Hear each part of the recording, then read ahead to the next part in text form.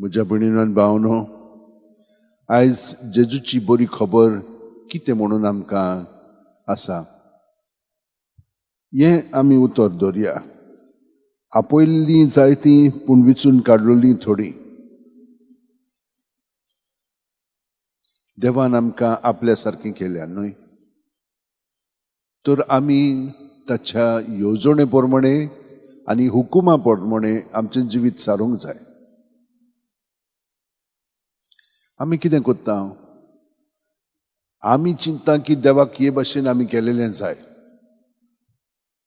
तर हे आमचे वस्तूंक आमी पळयता आनी आमी पयले आसपण पळयलां कशे भाशेन त्या झुजाऱ्यान देवाक असो सपूत दिलो की हें सगळें तूं म्हाका जैत दिलें म्हणटोच जो कोण म्हज्या घरांतलो पयलो भायर सरता ताका हांव ओम कसो भेटयतलो म्हणून. पळय, ही ताणें येवजण अशी आपले वस्तूंक केली आनी ताका मागीर तिचे एकलेच धुवेक हे भाशेन देवाक भेटोवचें पडलें. ताका एकदम दूख लागली कित्याक ती एकलीच.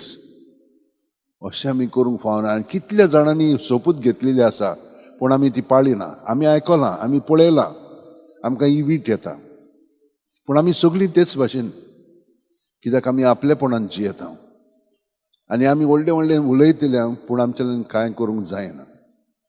ओ कित्याक लागून आमी सुपूट आमची पाळिना. तशें आमच्या जिवितान घडटा.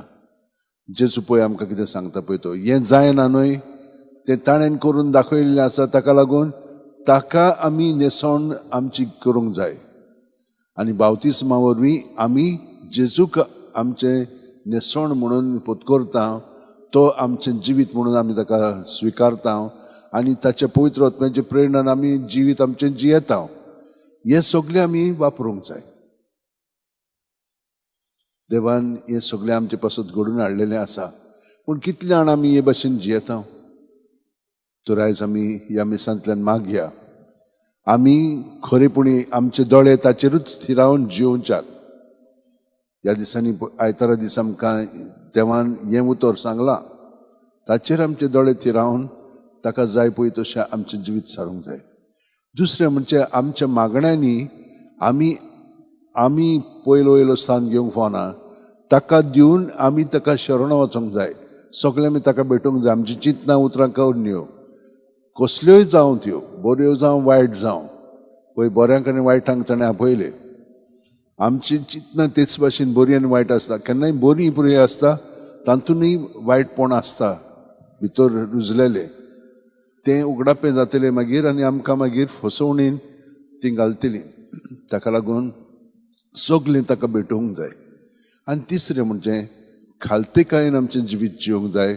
सायबीण मायन जियेली पळय ते भाशेन चाकोर हांव जावं म्हजे सगळें तुज्या उतरा प्रमाणें. आनी हे खालतेकायेन तो आमकां सगळें बाकीचें करून घेता. तो आमचें सगळें जियेता आनी तो सगळें करून घेता. ताका आमी फकत सहकार करूंक जाय. हे भाशेन पियोसान केलें, पियोस 10व्यान, आनी ताणें इगोर्ज मातयेक एक नवो आकार, नवी दिशा दिली. कित्याक तो न्हय, देव ताचे सगळें वावुरतालो आनी हाका लागून आमची प्रगती हे भाशेन जालेली आसा. तर आमी देवाक आर्गां दिवया. थोडो वेळ आमचे हात अशें उंटेन दवरया, दोळे बंद करया. जें आमी देवाचें उतर आयकलां आनी ताचेर आमी थोडो नियाळ केल्लो आसा, हें सगळें आमच्या मनांत आनी काळजांत धरून तें आमी देवाक भेटोवया प्रत्येक सुस्कारान.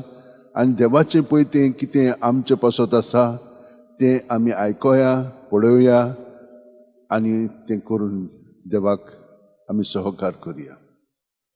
आमेन.